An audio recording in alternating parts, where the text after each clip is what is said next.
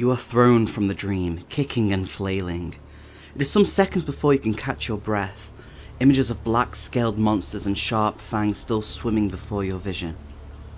As your surroundings slowly come into focus, you find yourself lying on your back against the soggy ground, a steady patter of rain beating on the dead leaves and dirt.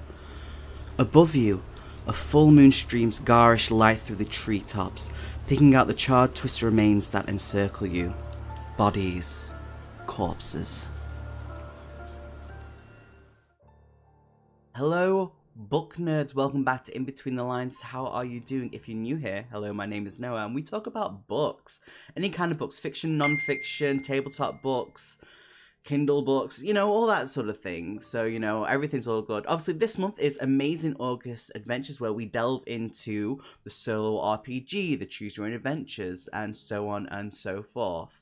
So with that, I'm going to dive straight into what we are reviewing today, which is DestinyQuest Book 1, The Legion of Shadow, written by our good friend Michael J. Ward, who we had a lovely interview with. So this was published 2012, there's roughly 670 pages, and that's including the small glossary at the back and the little maps in the middle. And this is a high fantasy game book / as what some people know, as a choose your own adventure. So I'm going to tell you a little bit of the prologue, because I don't want to delve too much into the story, because I want people to play this so they can experience everything themselves. So I'll give you a bit of the prologue, and then the most tiny, minuscule little bit of sand for the world. So the prologue is, as you can tell from the beginning, is you come to your senses somewhat in a crater, not like a comic crater, mind you, but you know, there's a little bit of you're kind of in the middle of something that's happened. And as you kind of look around, you realize you have these mangled and burnt corpses around you. It becomes quite clear that you have no idea what has happened, let alone who you are. You are very confused at this point. But as you continue to kind of look around and see the carnage that has happened, you spot a young, wounded soldier / knight. And as you go over to this young gentleman, who is very wounded and clearly not going to make it, it clicks that they recognize you and they know who you are. Now what they do is they hand you a letter, and they basically say, I'm not going to make it, you don't remember who you are, and no one knows who I am at this moment in time, because I'm young, I'm just about to go and train to do certain things. You can go find this person, hand them this letter, and you can take my place, and this is a chance for you to start anew. And then he dies. And that's basically the prologue. That's even before you start anything. So how we would normally do these reviews is story / plot, characters, world building, rereadability, and fun factor.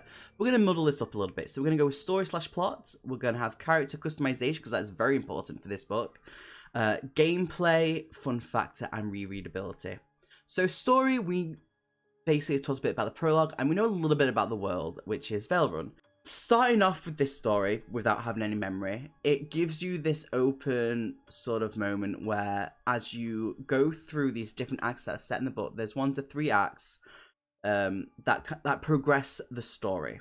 This hunk of a book, this honky behemoth of a book, right? And as you kind of go through the first act, this is your moment to get used to what's going on around you, how to do these quests, how to loot, learning how to do things, but also you're learning a little bit about the world and rumors that are happening. So that's lovely. With that being said, with plot-wise for this, the best thing that I like about DestinyQuest is it's not raced. You can go at any pace. If you want to go somewhere specific, you can go somewhere specific. You don't have to start with an easy quest. You don't have to start off with a village, though I'd recommend it to go to the village just to start off, because obviously, you know, you want to get things, you want to hear the rumors, you want to see where you want to go, but you can easily just jump into any quest that you see fit. But just remember, looting is a thing in this game, and you start with nothing.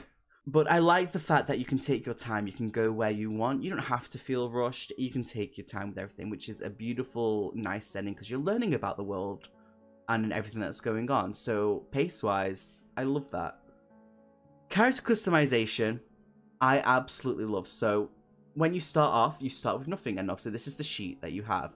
Now, you can get these sheets also on the website, they're free download, and it just makes things a little easier. While yes, I have pencils and paper, and I have the sheets printed out as well, sometimes I kind of just, you know, want to have it online, just like this, where I make my character, and obviously you can see that I've looted, and I've gained some gold, and all that stuff.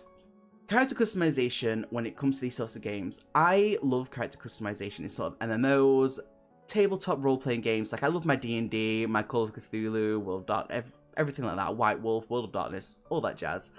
So the fact that in a choose your own adventure, I have an option for that, that is very much like World of Warcraft, where you can take these little bits that fit your character as you mold your character.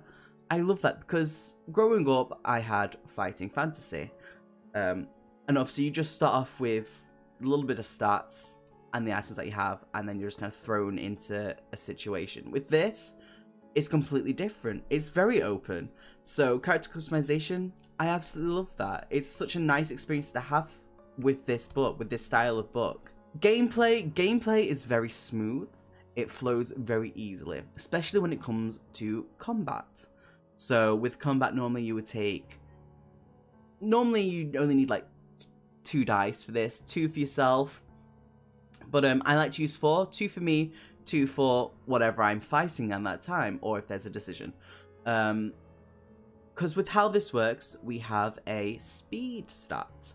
So let's say we're going to fight, you know, I will roll 2 dice and another 2 dice. Different coloured, even though I'm colourblind, I pick colours that I can see. I roll 2 dice for me and 2 dice for whatever I'm fighting, and I add my speed stat to the dice that I rolled, and their speed stat to the dice I rolled for them. Whoever's the highest goes first. Then you roll the dice for attacking and damage and all that jazz. And obviously, it's very well done. It's very smooth, and I love that. There's also certain items that can cause them to do special effects, like you can start getting damage before you even start a fight from like a stat from one of their weapons that you could technically loot and take for yourself, which is lovely because obviously I didn't have that sort of stuff in the fighting fantasy growing up. Gameplay, obviously, with the maps as well, as you can see, we have maps, which is a lovely thing to add in. And compared to Fighting Fantasy, which has pictures and everything going on in this, it's pretty much just words, description stuff, which helps so much when you come to someone like me, because I love to use my imagination. Well, yes, I love seeing the pictures, and sometimes when you play Fighting Fantasy, you can like maybe flick to a page that you're going towards, and you see something. It's like, oh my god, what is that? Do I have to deal with that? With this, it's literally just words apart from the maps, and I love that for the gameplay. It adds more to it, and I get to use my imagination. I don't have to see something shocking and be like, I hope I don't have to fight that. It's all just new and an experience, and it's so much fun. Fun factor, I have so much fun playing this book. I literally just started Act 1, which is where this character sheet comes from, and I got lost in the book for hours without realizing, and I was nearly late for work. So that was an experience. I've not had something like that when reading a book for a long time. I definitely have fun with the book. It's easy to lose yourself. I get drawn into the story so easily, so fast. The writing is fantastic for that. So yeah, it's a fun book to read.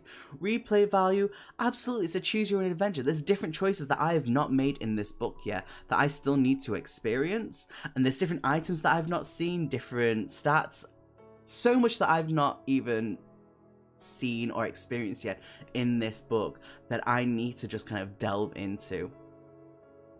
If I was to rate this book, I would do this a 4.5 out of 5, which is unusual because normally I just go for the full stars.